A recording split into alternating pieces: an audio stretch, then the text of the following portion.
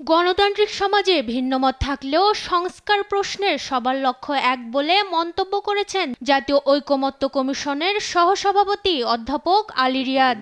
মঙ্গলবার বিপ্লবী ওয়ার্কার্স পার্টির সাথে বৈঠকে প্রারম্ভিক বক্তব্যে একথা বলেন তিনি। সংস্কার প্রক্রিয়া কতটুকু সফল হবে তা সবার ঐক্যের ওপরই নির্ভর করছে বলেও মন্তব্য করেন আলী রিয়াজ। জুলাই সনদ শুধু সরকারের নয়, জন আকাঙ্ক্ষা মন্তব্য করে তিনি বলেন, গণতান্ত্রিক সংগ্রামকে প্রাতিষ্ঠানিক রূপ দিতে সবাই একত্রে পথ খোঁজার চেষ্টা করছে। একটি গণতান্ত্রিক সমাজ অবশ্যই ভিন্ন ভিন্ন মতের সমাজ।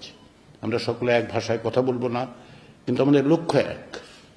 সেই জায়গা থেকেই আমরা আসলে ঐক্যবদ্ধ আছি, থাকব, এবং বাংলাদেশের গণতান্ত্রিক শক্তির ঐক্যের উপর নির্ভর করবে যে আমরা আমাদের কতটুকু সাফল্য আমরা অর্জন করতে পারব। এ সময় বিপ্লবী ওয়ার্কার্স পার্টির সাধারণ সম্পাদক সাইফুল হক বলেন, মানুষের আকাঙ্ক্ষা পূরণে সরকার এবং নির্বাচন প্রক্রিয়া একসাথে এগিয়ে নিতে হবে।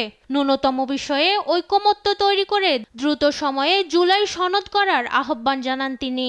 16 বছর ধরে মানুষ যে নির্বাচনের জন্য অপেক্ষা করছে, এবারকার আমরা সংস্কার এবং নির্বাচন আমরা সেটাকে বলতে পারেন প্রায় একসাথে এটাকে বিবেচনা করে বাংলাদেশ সামনের দিকে বাংলাদেশ এগিয়ে যাবে। গণতান্ত্রিক অভিযাত্রায় জনগণের অংশগ্রহণ নিশ্চিত করতে পারলেই জাতীয় ঐকমত্য কমিশনের উদ্যোগ সফল হবে বলে জানান তিনি।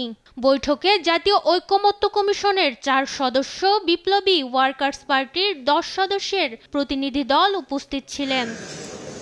মাকদুরা মিতি, দেশ টিভি, ঢাকা।